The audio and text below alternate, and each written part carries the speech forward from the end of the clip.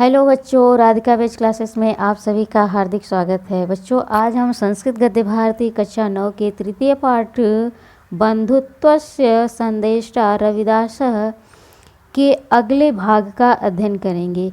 बच्चों, इस गद्यांश में रविदास जी ने बाह्य आडंबरों के संबंध में जो अपने विचार व्यक्त किए हैं उसी का वर्णन इस गद्यांश में किया गया है। तो चलिए वीडियो को शुरू करते हैं।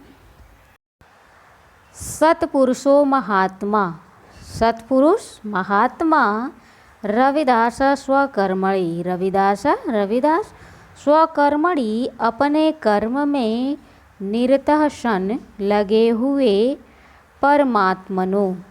परमात्मा की महात्म्यम उपवर्णयन, महानता का वर्णन करते हुए दुखी जनान प्रति, लोगों के प्रति सद्य हृदय, दयालु हृदय होकर कर्मणः प्रतिष्ठाम लोके स्थापयत, लोके संसार में कर्मणः प्रतिष्ठाम कर्म की प्रतिष्ठा को स्थापित की। धर्मस्य, धर्म के बाह्याचार एवं, धर्म के बाहरी आचरण ही परस्पर वैरस्य, आपसी वैर के हेतु इति कारण है ऐसा, हेतु इति कारण है ऐसा सविश्वास इति अस्मः, वह विश्वास करते थे। अतो इसलिए बाह्याचारान, इसलिए बाह्य आचारों को परिहार छोड़कर धर्माचरणम विधेयम, धर्माचरणम धर्म का आचरण विधेयम करना चाहिए। गंगा स्नानात् शरीर शुद्धे अपेक्षया, गंगा के स्नान से शरीर को शुद्ध करने की अपेक्षा मन से शुद्धि आवश्यक इति, मनसा मन से शुद्धि आवश्यक इति, मन से शुद्धि आवश्यक है, मन की शुद्धि आवश्यक है। तेन उक्तम, ऐसा उन्होंने कहा था।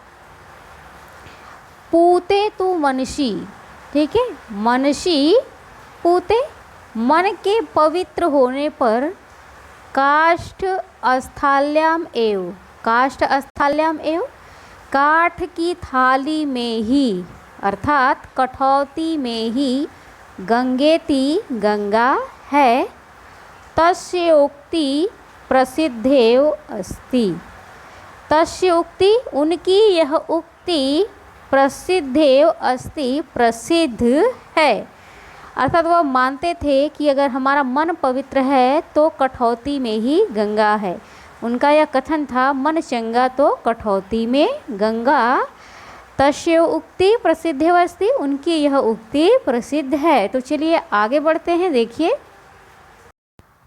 अब इस गद्यांश में देखिए रविदास ने जो अपने गुरु की कृपा से दार्शनिक ज्ञान अर्जित किया था उसी का वर्णन इस गद्यांश में किया गया है। तो चलिए इसे देखते हैं।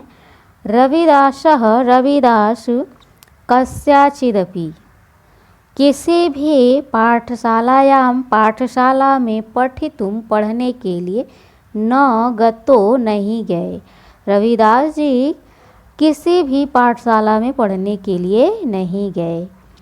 ततः इसलिए तस्य उनका ज्ञान पुस्तकीयम न आसीत, पुस्तकीय नहीं था, इसलिए उनका ज्ञान पुस्तकीय नहीं था।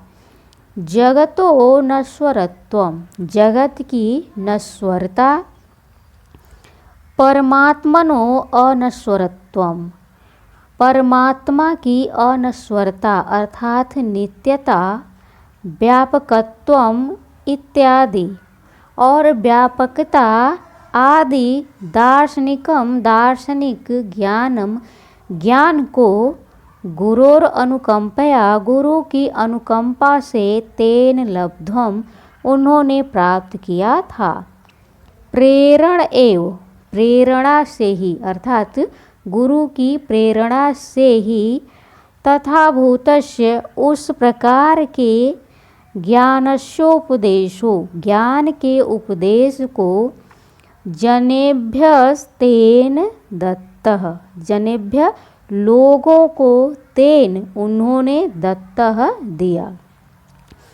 अर्थात गुरु की प्रेरणा से रविदास जी ने जगत की नश्वरता और परमात्मा की अनश्वरता अर्थात नित्यता तथा व्यापकता आदि दार्शनिक ज्ञान को जो उन्होंने प्राप्त किया था, उसी ज्ञान को उन्होंने लोगों को दिया।